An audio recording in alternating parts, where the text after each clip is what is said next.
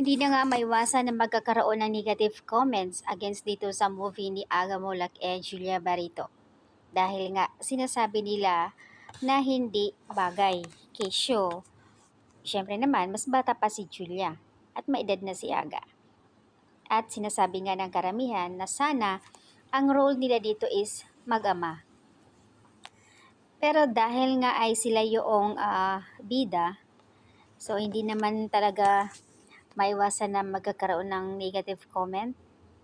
Imagine, maraming sinasabi ang mga netizens dito na hindi bagay, pera-pera lang yan. So ayan guys, congrats Julia Barreto and Aga Mulak.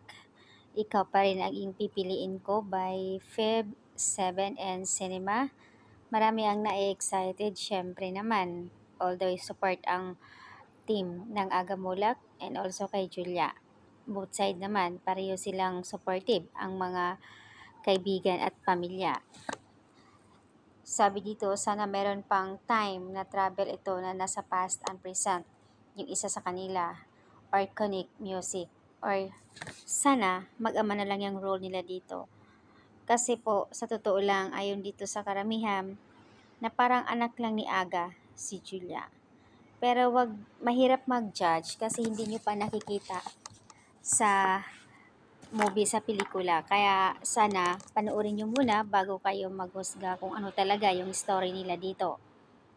And old women are hitting this and this is their a very fair. I'm definitely watching this movie.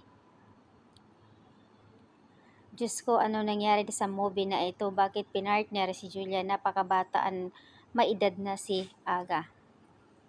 Mga bashers talaga, kung ayaw nyo, di wag kayong manood. Ang dami nyong kuda-kuda, basta na lang kayong makapagsalita.